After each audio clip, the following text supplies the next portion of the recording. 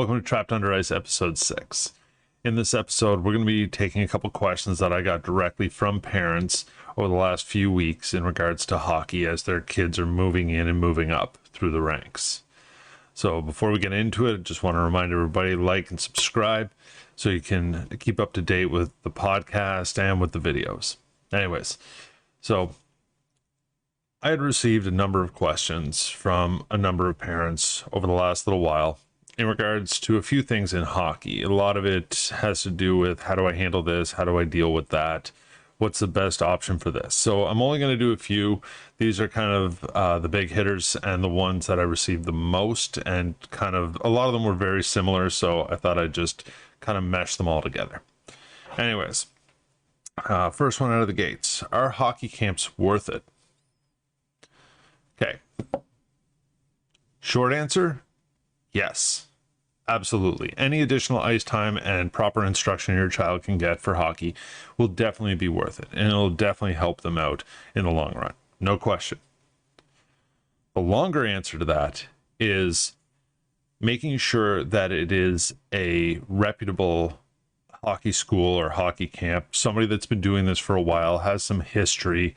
Check with other parents, coaches, the associations in your area. Get some feedback from it first and foremost. What does the camp really work on? What areas of hockey? Are you looking for a specific skill set for your child to be taught and to learn? And does this camp accommodate that? A good example, again, and I brought this up in the past, is Al Andrews Hockey Growth Programs. Now, this camp, it's more of an elite camp. And when I say that, I don't mean it's just the best of the best. I mean, the camp itself is run exceptionally well. They have a laundry list of different camps and options, skaters and snipers, dynamic defense, goaltending, so on and so forth. So there's camps for every age group, mixed female and male camps. There are elite level camps that you need to be invited to. There are entry level camps. So, and the best part about this is these camps that are at this level, you call them and you talk to somebody there. You explain where your child sits in the rankings, what age group, what did they play over the last 2 years, so on and so forth. And they'll give you a breakdown of the camps that they feel would best suit them. And then as you continue to return to the camp, they will continue to make suggestions of where your child should go. So my biggest advice when it comes to hockey camps is making sure they have the history. Call them, talk to them. Don't just email back and forth. Actually pick up the phone and call them. Let's see if they know what they're talking about. How quickly they get back to you will be another sign of how professional they are. Again, I keep using Al Andrews Hockey Camp as an example only because I attended the camp when I was younger. Sash is attending the camp now. But even there's a camp in our local area known as Neutral Zone, run by a gentleman by the name of Owen Cunningham. And it's a defensive specific camp. It is phenomenal. There, he works with classroom sessions, on ice sessions, and works on a lot of the fundamentals of being a defenseman, a lot of the little things that you don't get from a general camp. So really dig in, find the history of the camp, and you can make the best choices, but get that feedback, get that information would be my best suggestion. Dollar to dollar, is it worth it? Depends on the camp. So hope that answered the question. Next one. How do I pick what position my child should play? Yeah. So I picked this question specifically because of the way it's worded. How do I pick the position my child should play? Short answer, you don't. The long answer is what I assume you meant is how can I figure out what position is right for my child and which one they want to play? So a lot of kids, when they get into sports, they will find an affinity to either defense or offense. The problem is in hockey, and I noticed this when I was growing up, I noticed it when Sasha was just starting into the league. The slower skaters, they tend to put them on defense. Those kids that aren't as good, they put them on defense, so they put their best players up front so they can score a bunch of goals and win the games. It's not actually developing the kids into a position. And a lot of the times at the lower tier brackets, like novice, Adam, there isn't really a cohesive team. They're kind of just chasing the puck around. So at first, my suggestion is allow your child to play a multiple, like play defense, play center, play a wing position. Try a couple different ones. See what you like. If your child really wants to score goals, yeah, they got to put them up front. If your child is an exceptional at skating backwards, defense might be the best option. If they have an affinity for defense, like say they play soccer and they play fullback or something like that, then maybe defense is the way to go. But it's only through trial and error are you going to find out where your child feels most comfortable. And it's really up to them. If you say you're going to be a defenseman because I was a defenseman and they hate it, may not be the best choice. Let your child make the choice, but make sure you're empowering them to try these other positions and give them a try. Right? See how the other half lives, whether it's offense or defense, whichever position they want to play. Let them learn the positions. They're going to have to learn them anyway, no matter what position they play. Defense need to know how a centerman operates or how the wingers operate. That's how you gel as a team. You need to know all the positions on the team in order to execute defensive zone strategies, breakout strategies, offensive zone setups, things like that. So it is important to know all the positions. But the best way to do it is to experiment. Try a couple different positions.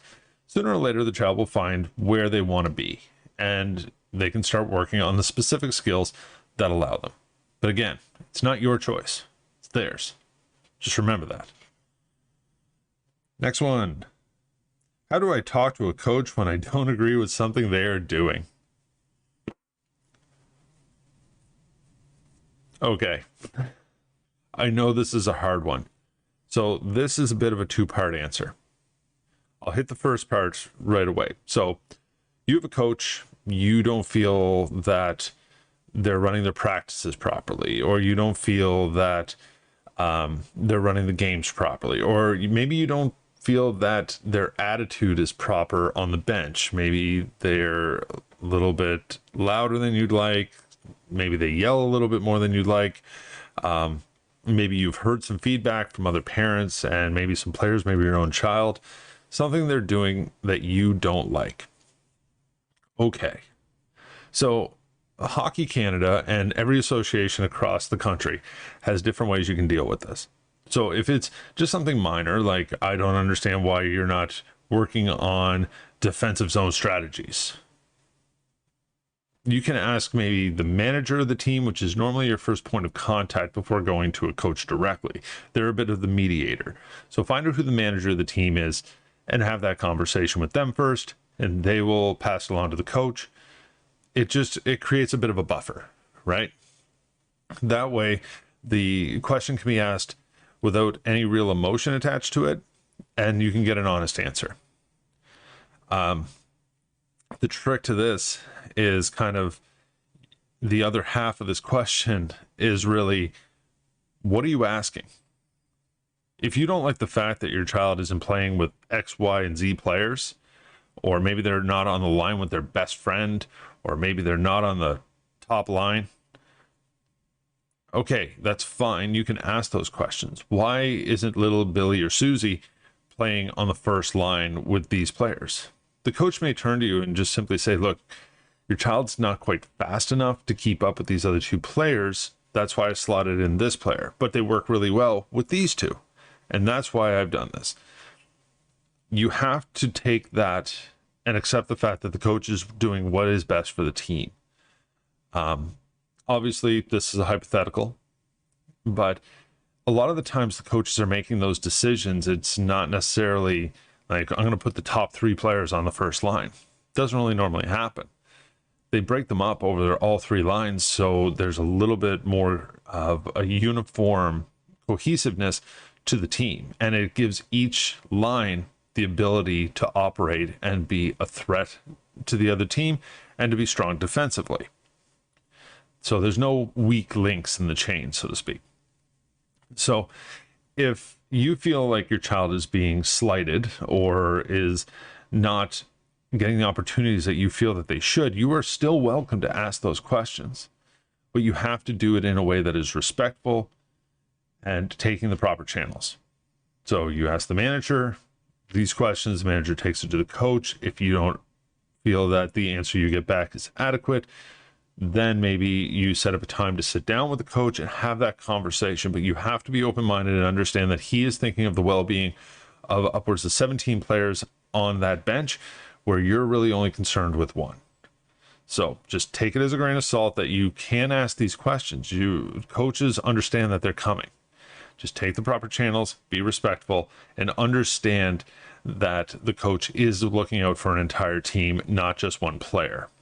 Because if they were looking out for one specific player and it wasn't yours, you wouldn't be too happy. Now, the other side of this is if a coach is doing something that you know is wrong, and when I say wrong, I mean they're berating kids, they're yelling at the refs, they're cursing and swearing, they're doing certain things that you know goes against the guidelines of your organization, that's a completely different story. Now, I've seen this happen to other coaches. You have a couple of different paths you can take. First off, you can speak to the manager, have them speak to the coach. If nothing comes of it, you are well within your right to reach out to the coach in a respectful, formal way, whether it's by email, conversation, things like that. And if you still don't get the answer you want, you are allowed to go to the league and they will elect a representative to look into it. That is the way it goes. Coaches, we understand this. We know this is coming. If we are acting in a certain manner that is not becoming of the organization and not in the best interest of the team or the sport, we know that this is going to happen. So just keep that in mind, that if you feel that a coach is not doing what is right in respect to the players, the team, and the organization, then absolutely you are well within your right to come forward with that. Again, use the proper channels, things like that. The best thing to do in this situation is to email, as there be a paper trail, so to speak. And I'm not saying this to try to get my other coaches in trouble or anything like that. We all know we all took the same courses and we understand this. So bringing stuff to a coach, we're expecting it. We look forward to it. We enjoy that back and forth, right?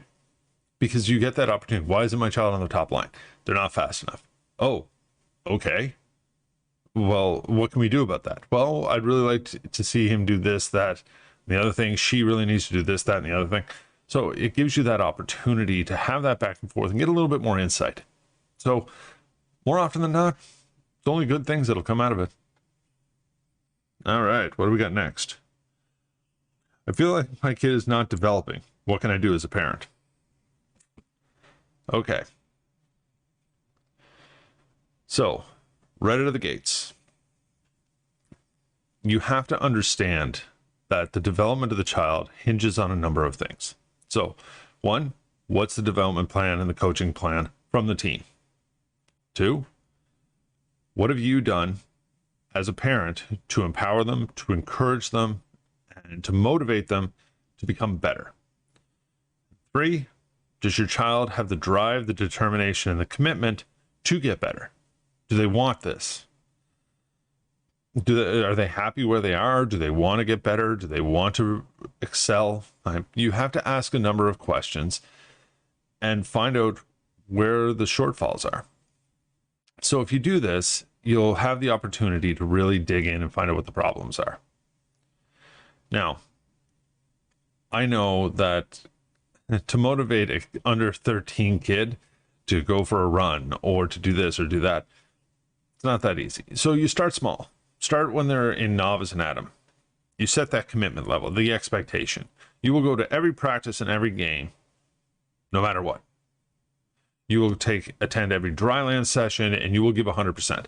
If you start there, you're building that momentum. You're setting that commitment level and that expectation. Your kid will naturally develop. So when you step up and be like, hey, you're not really giving 100%, they'll be like, yeah, you're right, I'm not. Okay, I got to get my head on straight. The problem is when you just let it go, or you blame, oh, my child's not developing because the coaching is bad, or they're not developing because they don't get enough ice time. Those are a bit of a cop out. You have to honestly look inward and look at your child and be like, are they giving 100% when they're on the ice? Are they paying attention during the practices, or are they screwing around? And I'm not saying this because I'm just going to automatically be like, well, the kid's not developing because they're no good. No, I'm the biggest advocate. I love to create development plans and see a child, like take a child from where they are at the beginning of the year to the best player I can make them by the end of the year. And that's by working on specific things. So if you talk to your child and you ask them, well, why are you having trouble? Well, I don't feel comfortable making tight turns. I don't like going into the corners. I feel uncomfortable with this.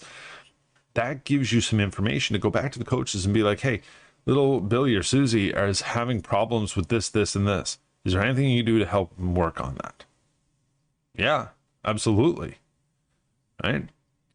Again, coaches looking out for upwards of 17 players. You have one.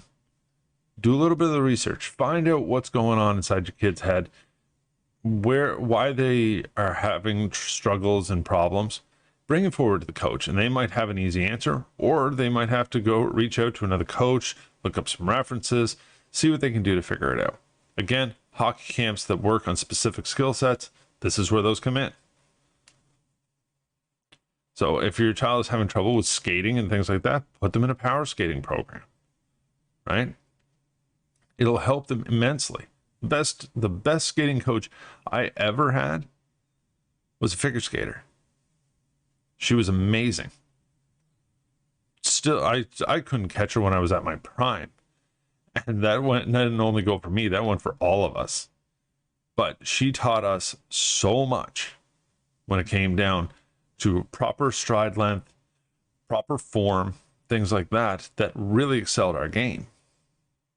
So find those specific camps that hit on those specific skills, and you'll see your child develop. A lot of the times what happens is the child will develop, and all of a sudden they'll plateau for a little while. Then all of a sudden they'll break through and they'll keep going. So just remember that every child has a plateau that they'll hit, and then all of a sudden if they keep with it, they'll break through it. All right. Not too many left. Oh, yeah. My child is being picked on by his or her teammates. How can I help them? So, first off, out of the gates, your child's getting picked on. They're not alone. I got picked on when I was a kid in the dressing room. I think everybody got picked on, and that's not me being like, oh, it's just part of it, don't worry about it, it'll just ignore it, it'll go away. No, it's not right. As a coach, right in the contract we got our kids to sign at the beginning of the year, bullying and things like that were unacceptable. You pick on, bully, or put down one of your players, there's a good chance you're going to be sitting the next 2 games. No question. Right? It's a black and white thing. So, again, this is a problem for the team. You take it to the manager takes it to the coach. More than likely, the coach is going to sit down with you, first off, just you, as the parent or guardian, have that conversation. What's going on? What did your child tell you? Okay. Then the coach may ask if they can sit down with you and the child, or just the child. Obviously, there'd be another coach there or a manager, what have you, and have the conversation. What's going on? You have to empower your child to be forthcoming with this information and make sure that they know it's okay to speak the truth and they won't get in trouble, and the coach is truly there to help. These are some of the big things. A coach that's worth their salt will deal with this appropriately. Pulling the other kids aside, having that conversation, right? Bullying in school, in hockey, in sport in general, this is a normal occurrence. It happens all the time. But just because it's normal doesn't mean it's right. So I would have loved If I could go back in time and actually had said something instead of just getting picked on until apparently I was good enough to be with the in crowd and then it stopped, I would have loved to go back and have just turned to my coach and be like, Coach, we got to talk. If I could go back and tell my 10-year-old self anything, it's like stand up and say something, right? Because it's just going to get worse and worse and worse. So empower your child to say something to the coach. Go to the coach, go to the manager, take the proper channels again. And again, if the coach does nothing, you are well within your right to take it to the organization. Remember that. Your child doesn't deserve to be picked on.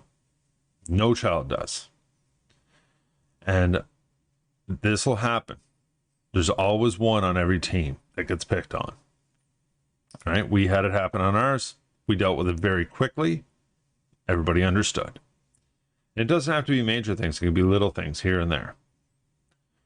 So that one is, I know, a touchy subject, but the straightforward answer to it is deal with it. Go to the coach, go to the manager, go to the organization if you have to. Deal with the situation. Put a bullet in it. Right? Make sure your child knows that it's okay to stand up for yourself. And just because these kids might get into trouble, that's not their problem. They made that choice when they started picking on your kid. They knew what they were doing was wrong. They did it anyway. If they're old enough and mature enough to make a choice like that, they're old enough and mature enough to deal with the consequences that'll come from it. It's a life lesson. As you can tell, I'm quite passionate about that one. I don't stand for that. And most coaches I know that are good people absolutely wouldn't either. So again, don't hesitate. Deal with it. What are some things I can do as a parent to improve my child's experience in hockey? Love how this question is worded. What are some things that I can do as a parent to improve my child's experience in hockey? Okay. I'm going to run down a couple things here. First off, to improve your child's experience, set a commitment level. I spoke about this a little while ago. Set that commitment level. Make sure that they understand that when they make a team or are placed onto a team, they have a commitment. They make a commitment to that team, to every player, to the coaches, to you as a parent, and to themselves, to be a part of this team, to be a functioning part of the team. You go to practices, you go to games, you do everything you can to help your team improve and to improve yourself. You set that tone. That's a life lesson. You make a commitment, right? Give them the focus, give them the drive, give them all the tools that you can to make them a better player. When they step off the ice and they've had a bad game, don't lay into them.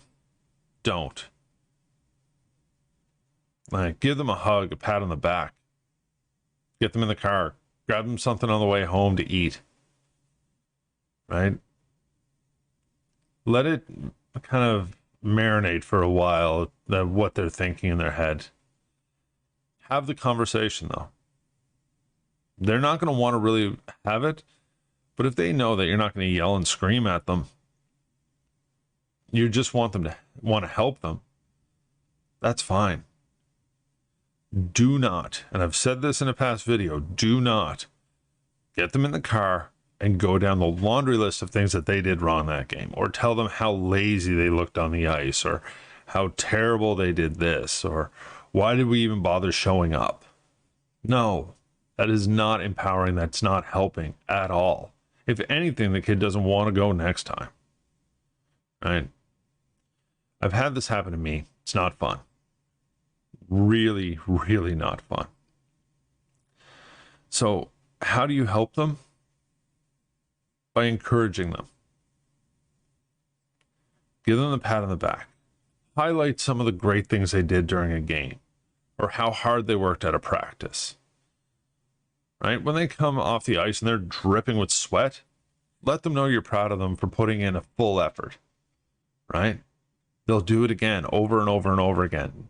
It'll be unconscious, but they'll just keep doing it, right? Empower them, right? Don't degrade them. Don't embarrass them is the other thing I'm going to tell you right now.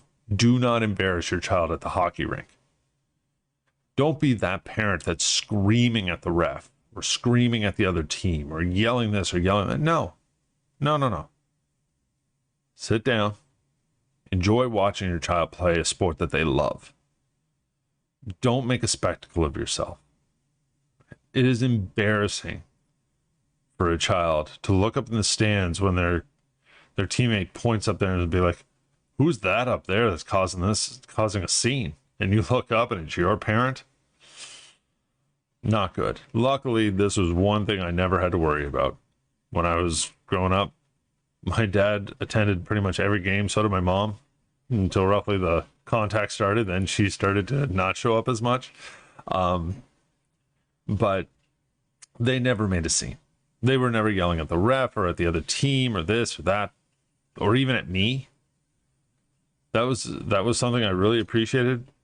I never heard my father's voice when I was on the ice. I enjoyed that. Because I saw other kids, like, their coach is yelling one thing, their line mate is yelling another, and their parent is screaming something from hanging over the boards, yelling at them. Who do you listen to? What's going on? Like, it's just ridiculous. I watched this happen to a poor goalie 2 years ago. The kid made the save, but lost track of the puck. And while their parent is screaming at them that it's behind them or it's this or it's that, and they're listening to their parent, and their player is trying to jam the puck against their pads to help them pin it, when they went to jam it, the goalie shifted because they were listening to their parent. The puck popped loose and bang, in the net it went. These are not things that are helping, right? Sit down, cheer them on, enjoy the game. Watch it. Truly watch it.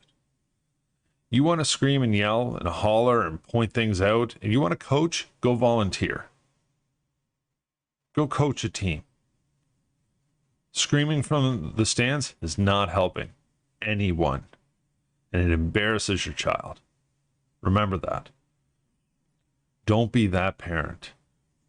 Okay? That helps them because they are proud when they do well and they look up and you're sitting there with that smile on your face. That's a moment that they can be proud of. So just wanted to thank you guys for these great questions that I received. I know this is a bit of easy content, but anyways, like and subscribe. Thank you again for joining in and being a part of this. I really appreciate it. We'll be back next week with another episode.